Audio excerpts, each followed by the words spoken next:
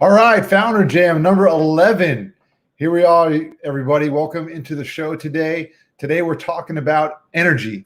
And when Joe and I were talking about setting this show up, and we decided that energy was the conversation, boy, was I excited.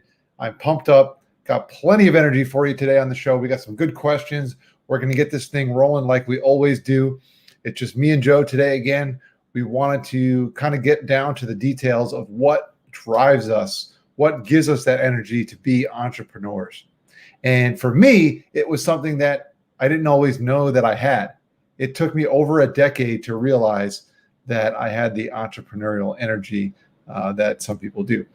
So what we want to do today is we want to highlight some of those reasons for people who maybe are kind of on the fence thinking about being an entrepreneur, or maybe you already are an entrepreneur and you just need a little bit more motivation to kind of kick it into gear. Maybe you're kind of past that honeymoon stage that you've had before, and now you just want to take one more step into the entrepreneurial journey. You want to go a little bit deeper. You want to spend some more time. You want to work a little bit harder, and that'll help you do it as long as you have the energy to do that. Our organization that we're supporting today, once again, is still Girls Who Code. And you talk about a group of people who have lots of energy. Man, you would think coding is one of those things where you kind of sit behind the computer and you code. I don't even know anything about it. I'm more the no code type of guy. But you would think that it doesn't take a lot of energy. But man, the amount of mental energy that it takes to be creative in that space, it's a lot different than the ways of creativity that I've been learning over the past 6 months or so in the entrepreneurial space. So we still want to support that organization. And then I think we should have an awesome time once we kind of figure out how that rolls. Now, if you take time to decide and think about what means most to you, I have found that energy comes as quickly as possible, because now you know what your purpose is and what is most important. Let's bring on Joe to the show here. Joe, man, how you doing today? What's up, everyone?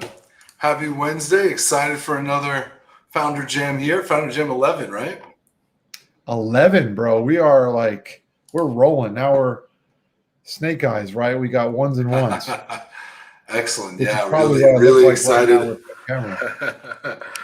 Yeah, I don't know what's up, man. I think when we make it technology is terrible. I do everything I can to make this thing right. I cannot figure this out.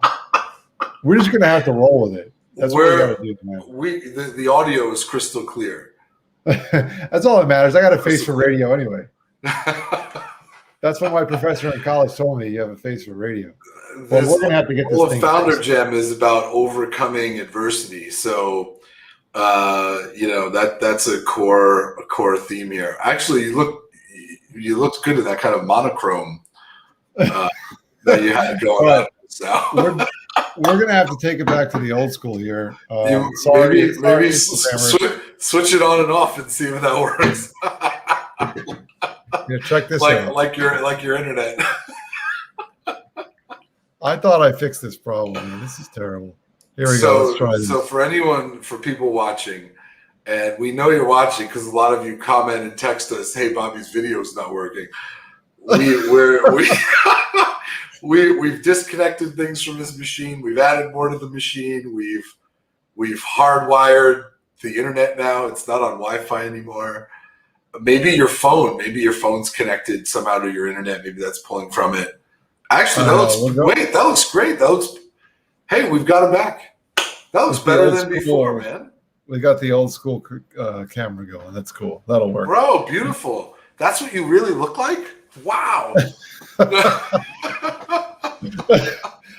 I had no idea. It was the camera the whole time. That was the problem with my looks. Anyway, well, here I am. So welcome to IG Live. If you're on the IG feed, welcome to Instagram, Periscope, Twitter, you name it, whatever it is. We are here for Founder Jam 11, and it's not about the video. It's about the content. So let's get this thing right. Amen, man. That is the truth. You want to jump right in? We could get it going, man. Push out the first question. Let's get this thing rolling. Let's get this thing rolling. Let's get it started. Cool. All right, man. Question number 1 is out the door, man. Let's push it live. Here we go. Bam, there we go. Question number 1, team or solo? Working with others or by yourself, what gives you more energy?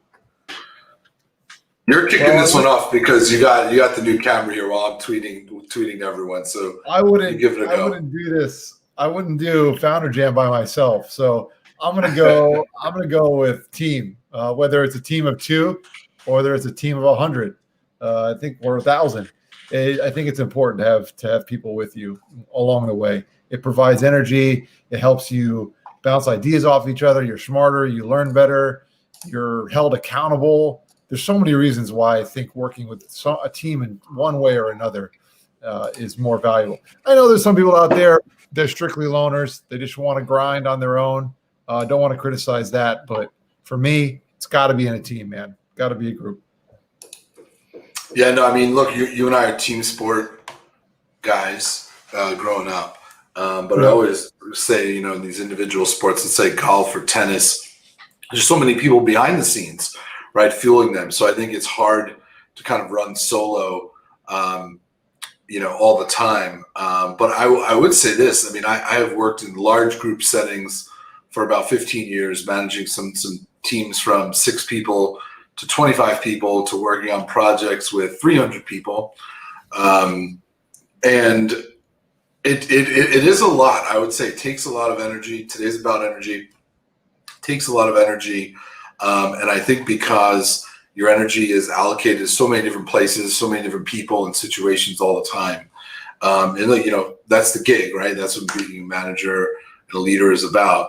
And I think now in my new role with Jono, it is more, there is less of that large group setting. And it does feel quite comfortable for me to be able to get a little bit more alone time to like head down, get the work done. So I think I've switched, I'm very social, that. But I do enjoy some of this more solo-ish time to work on things and get things done. Well, let me ask you a question kind of related to that then. So when you talk about solo time versus team time, do those things fall into different categories per se? Because I feel like as an entrepreneur, if I'm being honest, as an entrepreneur, there's certain things that you just can't, like you just got to make decisions on yourself. Like it's not efficient. Right. So solo time is absolutely valuable. But related directly to the question, for me, the energy comes when I'm working in the team stuff. And that could also be just related to the type of work that it is more than who I'm with. But some of the monotonous things that you have to do on decisions you have to make while being a solo person. My question is, do they differ? Can you apply them to different areas of business? I think the answer is yes to that. But I also think, like to your point specifically, I would almost maybe challenge this question and say, are there different types of energy in a way? Because, or could it be both? Yeah. I get jazzed when my clients say, okay, now go figure this out for us, help us here, come back tomorrow with some solutions. And again, sometimes that's collaborative with my colleagues. Sometimes it's just opening up the Excel file and diving into it, right? And that gets me excited, but also collaborating with clients on creative ideas and the pipeline. That's also equally as exciting, so maybe there's 2 types of energies here, and it's which one is, well, we did say here in the question, which one gives you more energy? I would say for me, it might be admittedly a little bit more solo now, but it's probably only like 60-40. Yeah. Well, you talk about energy, and it's super important to do the things that provide you with energy. So if I can give you any suggestion, whether it's solo, team, whatever, I'd say as a solopreneur, especially as a solopreneur, but any type of business person, put yourself in your own wheelhouse, right? Do the things that make you feel joy and get energy, because the other things you're not going to be that excited about. I mean, there may be some things that you have to do, make sure you get them done, but try to be 90% plus of things that you love to do and are good at. And I guarantee you, your organization will move forward faster. So, yeah. Well, I mean, you said it best there. I don't have too much to add on that. That sounds good, man. That's the truth. Sweet. Well, I talked about having a lot of energy and for this show, so that's what we're going to do. We are going to be excited today. We're bringing it start to finish, right? We said all 4 questions. We are playing from question 1 to the end. No letdown. We're only getting faster at this point. Cool. All right. Question number 1 in the books. Let's hit number 2. So question number 2 is live. Positive or negative, which mindset is easier to have? This is a trick question. This is a trick. Who writes these questions and trying to trick me on air? I'm already having camera problems. Now you're trying to mess up. Oh, you guys are kidding I have no idea. I don't know. We'll talk to the copy department. Yeah, talk to the copy team. Tell them, listen, the host is a little slow on the uptake. We need you to word the questions a little bit more naturally. All right. We're right. It's just one. It's easier. Listen, in my world, it's easier to be positive. Now, if you know what world Bobby is in, feel free to comment on this video when you're seeing this, because we all would love to go and visit that world. Maybe buy a place, certainly stay for at least a week or 2. Yes, and you know what? You can, because the interest rates are excellent in my world. Everything's excellent. The lenders are nice. The parameters are loose. The credit scores are above 800. Every single one of them. You can buy anything you want in my world. No umbrellas needed. Never rains. No, never rains. Okay. So back to the question. For me, it's actually easier to be positive. But I think where the copy team was going with this question was that negativity tends to be more successful. Oh. How about that?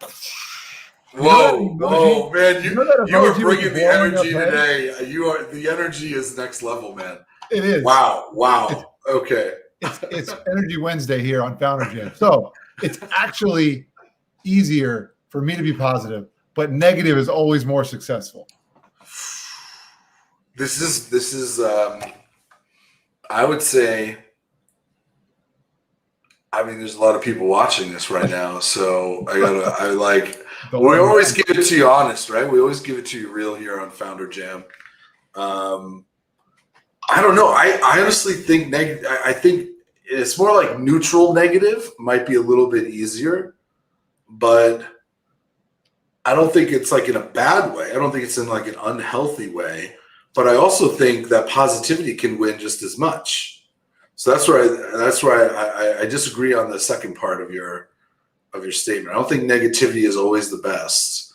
I think it's more, what I think of as negative, a synonym might be more practical.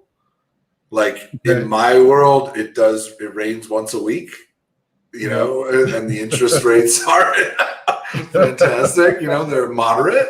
Are you criticizing the validity of my world? I love your world. I want to be in your world. But I think it varies. I think people switch between worlds a lot. I think that's part of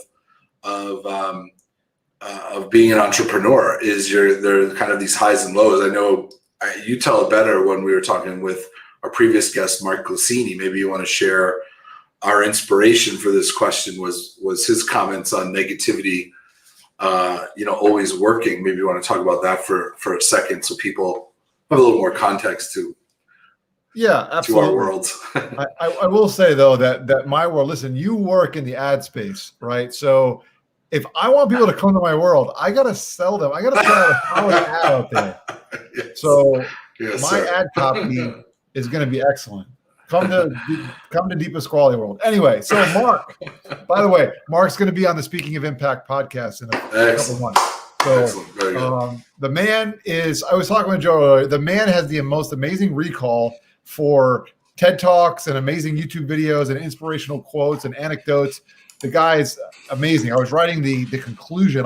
So best practice for podcasters, and I'll get back to your question, Joe.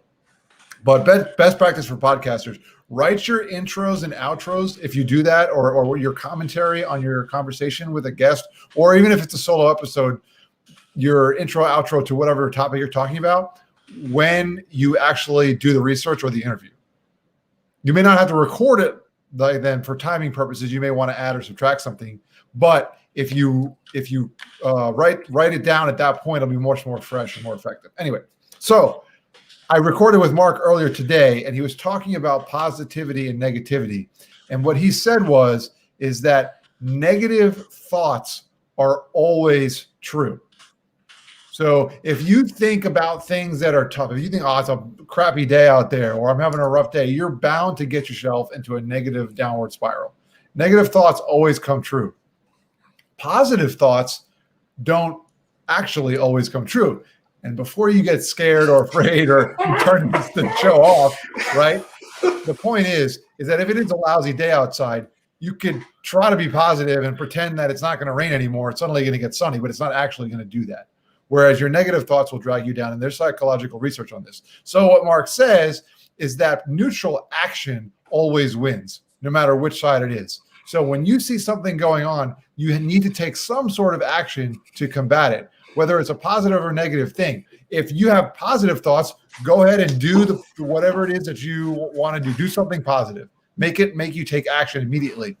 If it's negative, then instead of keeping with that negative thought, you need to train yourself, have positive habits. So when you think of something negative, that you're able to flip it around. So neutral action outweighs both of them. So I thought it was brilliant. And you got to listen to the podcast, and he explains it much better.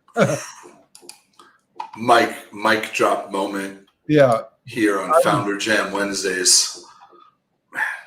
With Mark, I was dropping if all the mic drop moments happened, then I would have my whole microphone setup would have been destroyed. Well, it wouldn't be any worse than the camera situation then, would it? Exactly.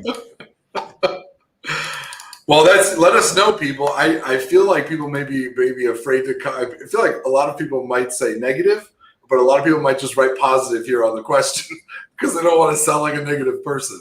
So yeah, we might be stacking the deck a little bit with the way we worded this one. But don't be afraid, don't be afraid to to let us know your thoughts. Yeah. And let's be honest. I understand where we're going with it. It can be easier to be negative. You can get caught up in that system. We're in a world, and I'm a very positive person, and I believe that we're all here to make the world a better place. We have gifts and skills and blessings that we can use to help people. But we have a tendency to get caught up in things. And let's say there's 100 people in the world. I'm just using round numbers here. Let's say there's 100 people in the world. We have a tendency to believe that only the top 10 are good and only the top 10 are positive in whatever measurement that we have. So that's why it's more likely that we're going to think negatively, because it's easier to fall in line with the other 90 people that we believe aren't necessarily as successful as we want to be. So it's technically easier to think negatively. It's not necessarily more productive, though. It's hard to think positive. So I don't want to pat myself on the back too much, but I work at it. I think about it every morning. What are the things that are good in my life that I can use for positive impact every morning when I wake up?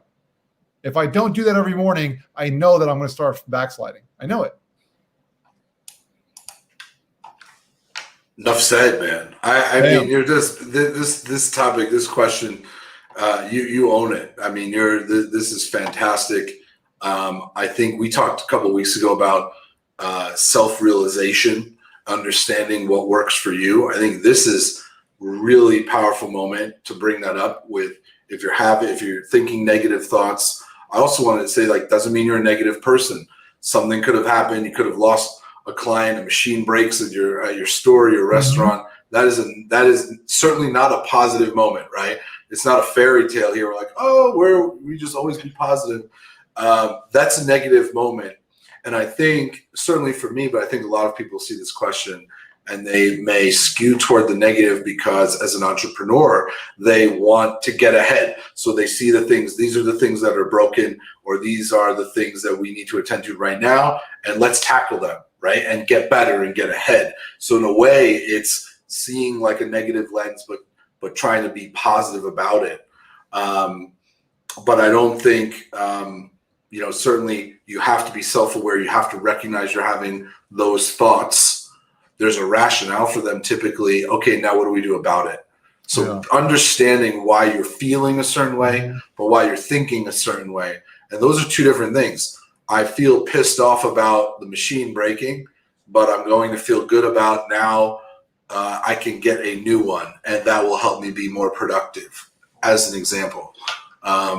So I also think, kind of like to Mark's point, is like we're capable of switching gears in that negative and positive mindset pretty quickly.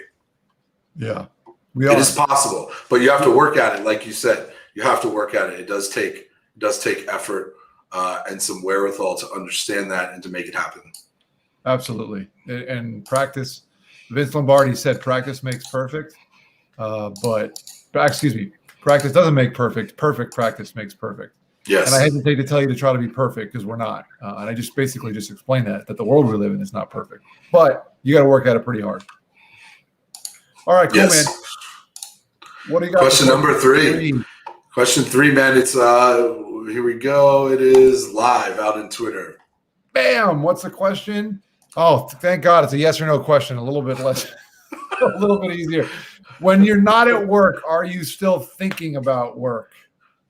Now, I call this the magnifying glass. This is the magnifying glass question. Because what it does is it tells you on what's going on in your life and how important work is to it.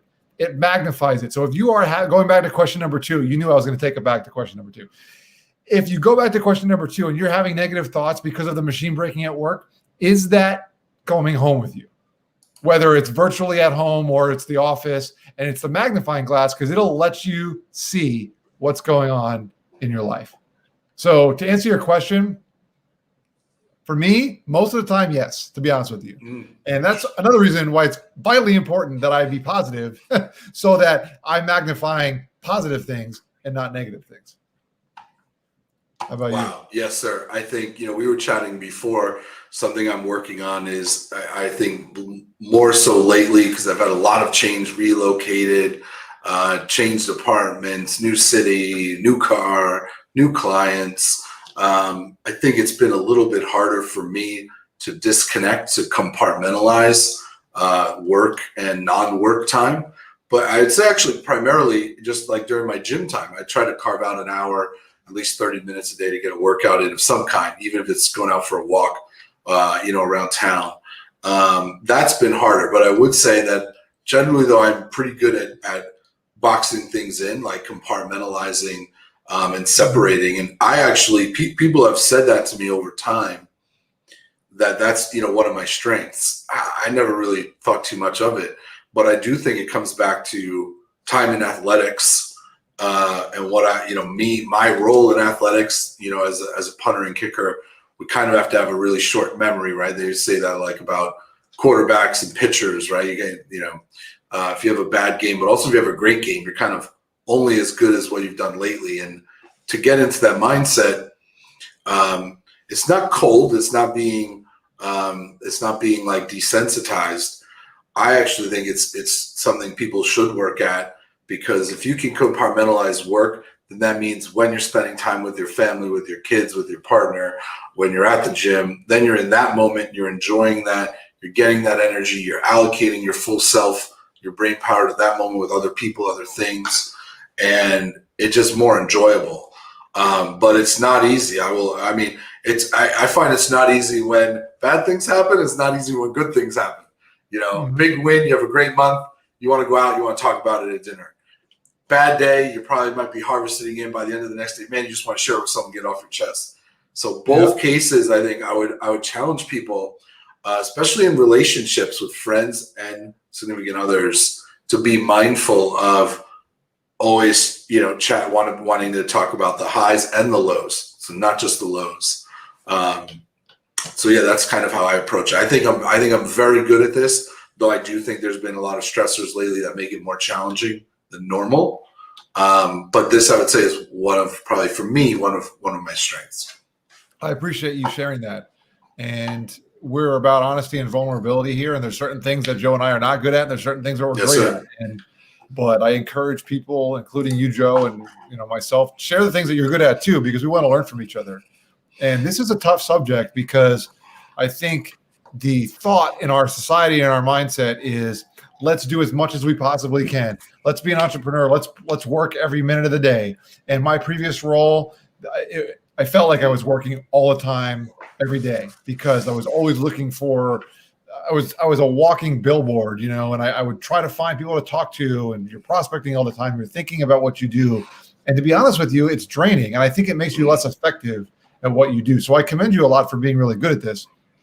And the other thing that I'll say is I find that it's really, really important. And this is part of the why Founder Jam has been something that's been great for me, is to have these conversations with someone else who isn't directly connected to your business, but understands business.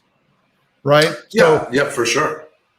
You and I work in very, very different businesses, but we're pretty open with each other and we understand what's going on in each other's professional world. That's really actually helpful. So even just to listen to you talk about what's going on with your clients and pitches and organizations and what you're doing is actually helpful for me, because I'm thinking with a business mind, but I'm not stressing out about my own stuff.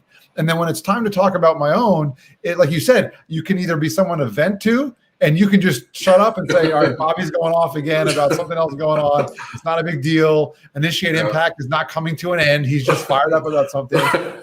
And just you lending an ear is great. And then when it's positive, I have someone that I can go to and ask for advice and just, talk about. So it's a great opportunity to talk with someone else. So if it's not me or Joe on Founder Jam, maybe it's a friend of yours or someone else in another business, or it could be your spouse or your boyfriend or your girlfriend or anyone, significant other. It could be someone, but just having these conversations with someone when you're not at work, but kind of thinking about work, if you can't completely ignore it, then get it out, but have someone that'll listen to. So I got a proposal, Joe. Now, this is not something that we don't just do these things. We didn't script this one. This is live. This is completely unscripted. And this is the beauty about Founder Jam, because we're very flexible here. Even though you may not be able to see me on camera all the time, I'm going to speak my mind. So here's my suggestion. Here's a thought or an idea. What if we were able to create some kind of, I hate the word accountability in this sense, but some kind of system where we can encourage people to have that other person that I was just talking about. And we could connect you. Joe, how many of you got 7,000, 8,000 people that you know on LinkedIn? So basically we have over 15,000 people that we can connect people with. So if you're looking for that person who has a question, or can be someone to be a sounding board, maybe they're in a specific industry, reach out to us. We will totally connect you with someone who's looking for the same thing. I would only love to have a database of 15,000 people that are looking for business accountability partners or coaches or just a sounding board, whether it's formal or not. I think that would be cool. So that's my proposal. What do you think? No, I love it. And I'm often asked when we guest lecture, we do a lot of MBA lecturing on not only entrepreneurship, but in our field of marketing. And people will say, how do you get good at what you do? Like, how are you able to become better at something and differentiate? And I always say the number one way, and actually we've gotten asked this in like 3 out of our 4 last pitches, actually, it comes up. How do you excel and kind of continuously learn and stay ahead of the curve? And the number one reason, we've thought about this quite a bit, is talking to people. It's, we call it Goya, right? Get off your ass, but it is getting up. It is actually talking to other people. It's not necessarily, we read articles, we watch the webinars, we learn. Absolutely. How did you and I how did we figure out that session of Founder Jam 3 or 4 where we shared links to anything you want to learn on the internet, anything real you want to learn from Stanford, from Harvard, from TED Talks? You and I had a conversation. And we went out and we talked to people, and you said, oh, I talked with this guy and gal. I said, I talked with this guy and gal. And so learning from other people, and they don't have to be experts, right? We always kind of say like, you can learn a lot. They don't have to be the best person on the planet, but actually talk to people. And I'm so passionate about that. Like, that is how you learn. Like, years ago, I said, I wanted to learn how to code.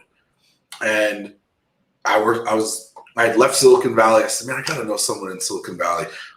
There's 30 languages. What language would I even want to do? I looked, I said, oh my goodness, there's a gentleman I worked with at my last company. He has a PhD in computer science. Let me reach out to him. Sure enough, I get all the guidance that I need. He gives me other people to talk to. And just like that, I have a framework for understanding in a matter of 48 hours. Here are 3 programming languages, pros and cons, why, what it'll take.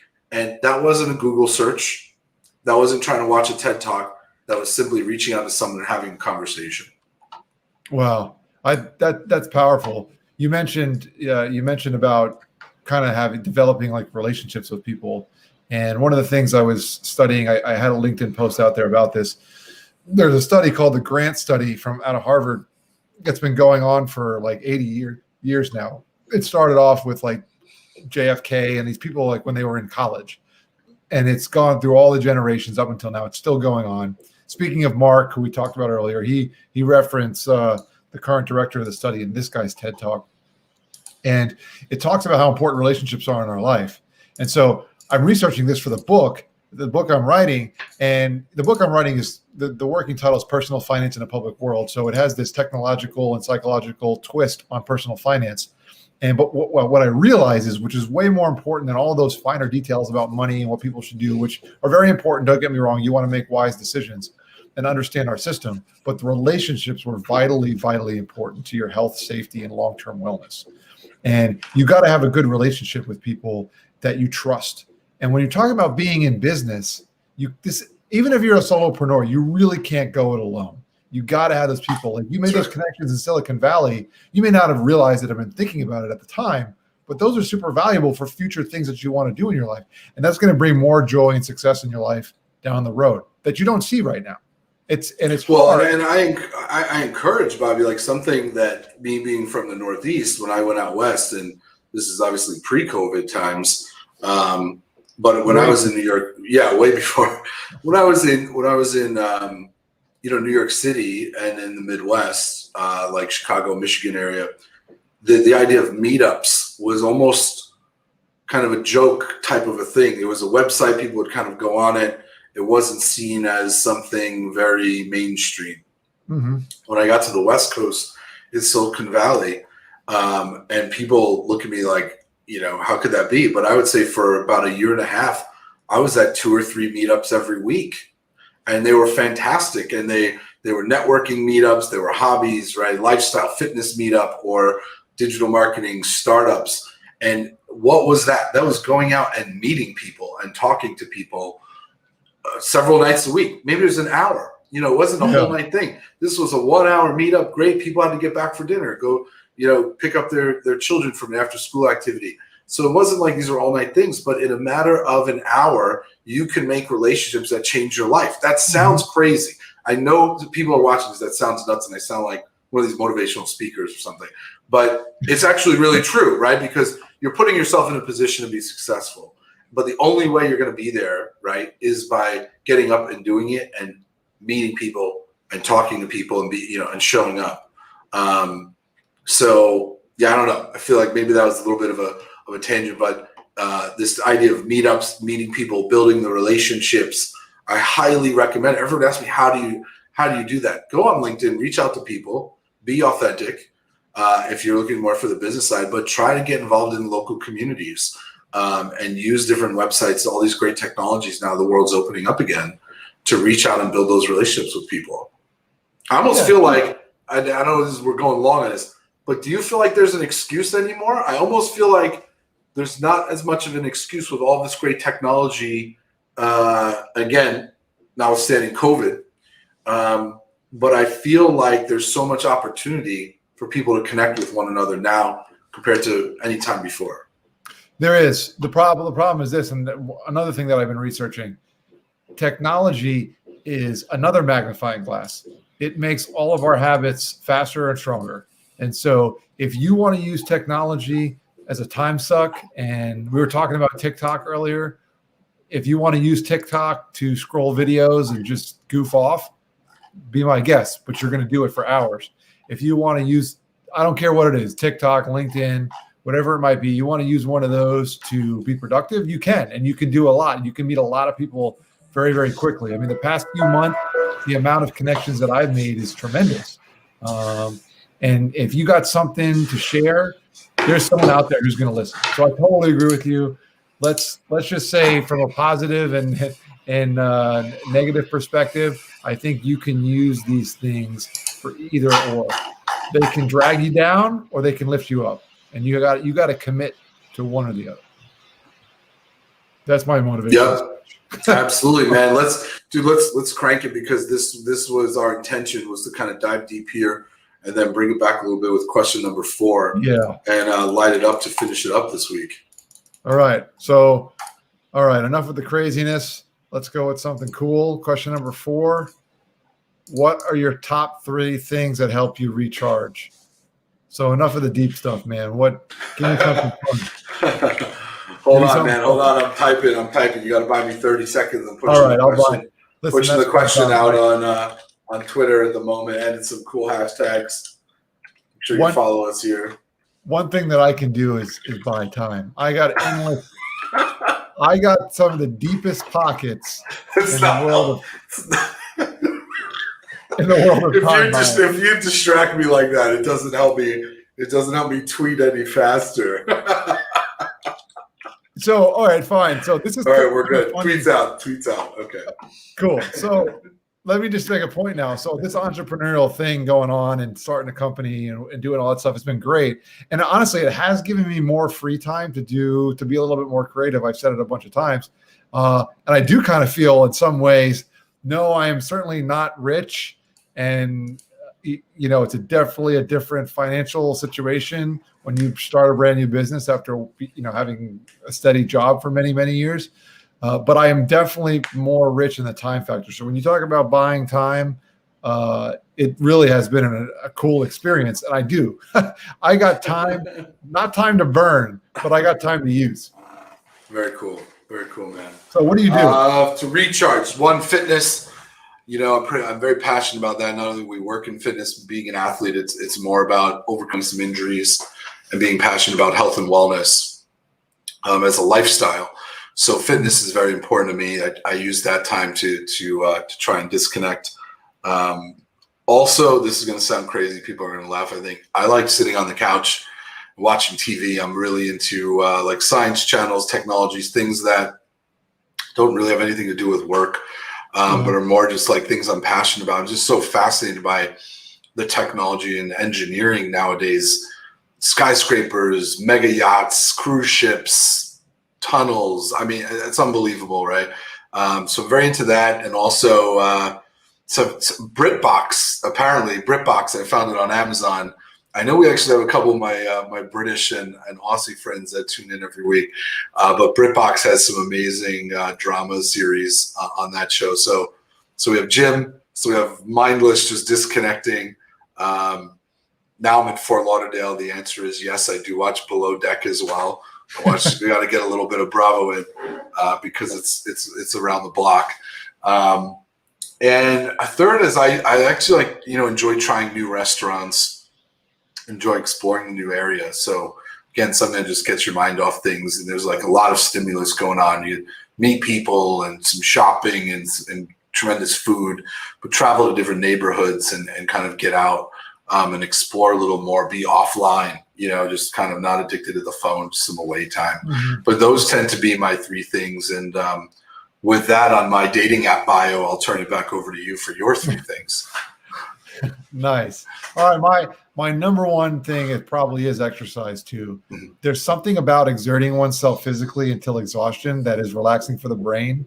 I know there's probably some psychological research on that. We don't have to go all the way to exhaustion.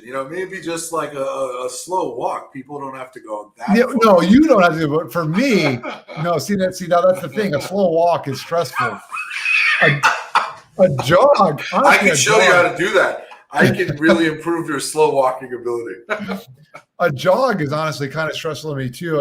It's Wednesday. So on Wednesdays, my wife and I, our morning routine is we have some kind of lower body workout and then we go jog. And I do it because it's good to get a baseline of endurance. She likes running like that. So there's all kinds of reasons to do it. But to be honest with you, it's probably the most stressful form of exercise is like long-term cardio. Yeah. What do they call it? Anaerobic, not quite aerobic. Aerobic, yes. But so for me, exercise is more like jumping over things and like throwing my body in awkward positions and and plyometrics and stuff like that. Like that stuff is fun. Footwork. Anyway, so that's number one. That's a good recharge for the mind. The second one is cooking. I love to and baking, cooking and baking. I can't really say what I make a darn good cheesecake.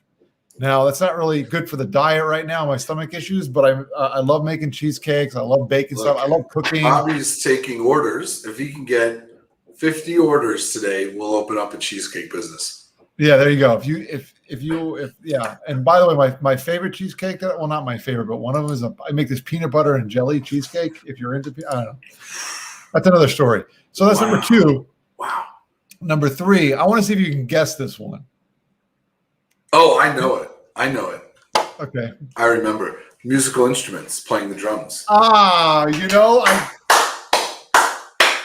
I'm bringing it today. Oh, that's it. His video cuts out. Oh, because you didn't think I would get it right. So then his video cuts out. Oh, man. Well, if any of you are watching, Bobby Deepas tried to stump us today, and he was unsuccessful. Oh, man. Yes, believe it or not, no, Bobby is actually quite the musician. So on top of launching his own business and really excelling in that career, being a phenomenal athlete, two-sport athlete in college, football and lacrosse, Bobby is also a talented musician and drummer and has been playing quite a bit lately around the area down here in Florida as things are starting to open up a little bit. So kudos to him for being fantastic musician as well as entrepreneur. And it looks like now we can see her on the back. It looks like I'm solo. So we may try to wrap it up here. I'll try to cover for about a minute or so, see if Bobby can get back on. It might be the internet. There he is. Perfect coverage. All right, Perfect. Who knows? There we go. So you got me with the drums. I was actually going to go fantasy sports. Woo! No, you can't take it back. No, the right answer was drums. It is. It wasn't You're fantasy sport. It was the drums. It was playing music. You know me well. That's Yes. it, man. Playing the drums. And so let me give you, so I don't want to go too philosophical on this again, but the drums taught me the most amazing lesson. And in writing again for the book, there, and we mentioned this with Mark, there's a book by James Clear called Atomic Habits, very, very popular book. I suggest it for anyone looking for high performance and trying to do small things that they can fit in a small amount of time to help them have better habits, which will help them in the long run. But I was talking about this, and there's a concept called the plateau of latent potential. And what this means is that there's certain things in life where you can work diligently. You can apply all the principles to having good habits for a long period of time and not see any benefit. But there's a certain point when you reach a plateau of latent potential, meaning I worked this whole period of time, and the drums taught me this lesson because it was completely evident. I worked for 3, 4, 5 months on just practicing basic drum patterns and things. I thought I wasn't getting anywhere. I felt like I'm just hitting things, and I'm terrible. I'm never going to get there, but I was determined. Once I hit it, there was a day, I kid you not, it was one specific day. I hit that day, and I hit I didn't know it at the time. I didn't understand what it was, but I hit the plateau of latent potential where all of a sudden I had enough baseline skill that all of that work that I had put in was suddenly realized. And I was like, bam, I got it. And now I could suddenly feel like I'm actually making progress because I was good enough to do all the other things that you have to do to actually play the drums. And the lesson that it taught me, it's going to apply to all the other things that I have going on in life. Writing the book, doing a podcast, starting a business. If you're an entrepreneur and you're struggling and it's a tough time, there might be some sort of latent potential there. You have the potential. It's just latent at the moment because you don't have the baseline of skill yet. So number 3, I'm really glad you brought this up. This is a perfect thing to talk about for energy because it can be de-energizing if you haven't reached that plateau yet. So totally unscripted. I thought that was an excellent message, though, to kind of close out our questions today. Yes, especially when you're starting up, and that could be well over a year, right? Startup doesn't mean month 1. but all of these other questions lead up to this, the last point you're making around sustaining the energy, understanding when you're feeling positive or negative, right?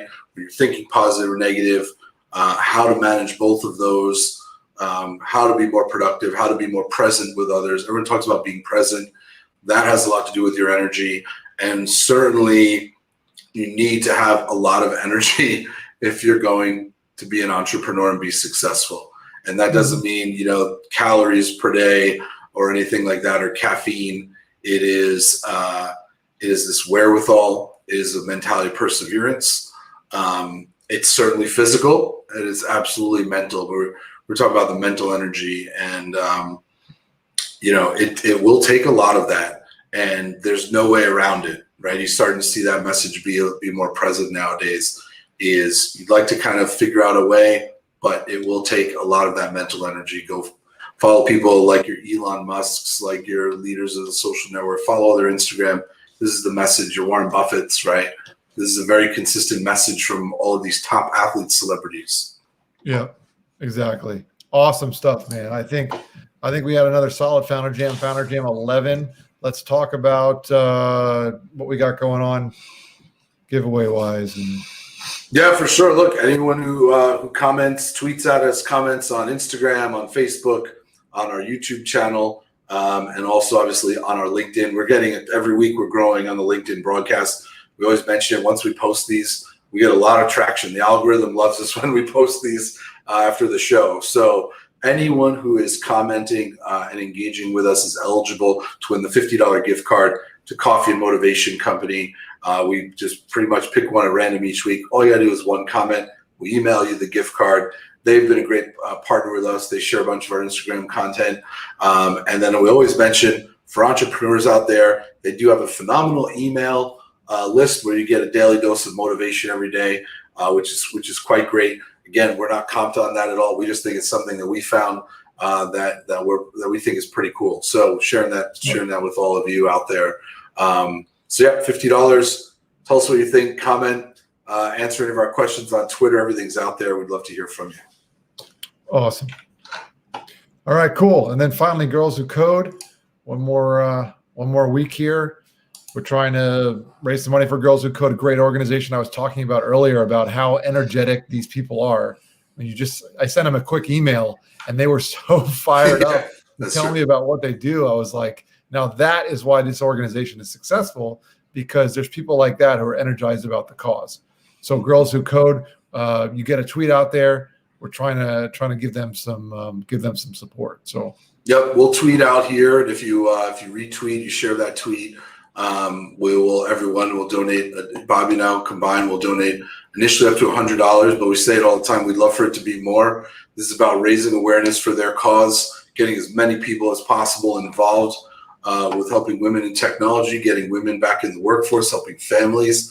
So yeah, they've been a great partner for us. They were very supportive of us doing this each week, and we really appreciate that. And yeah, education, right? Bobby and I are very passionate about that. Education is something they can't take away from you, and this is a tremendous skill for people to have. Cool.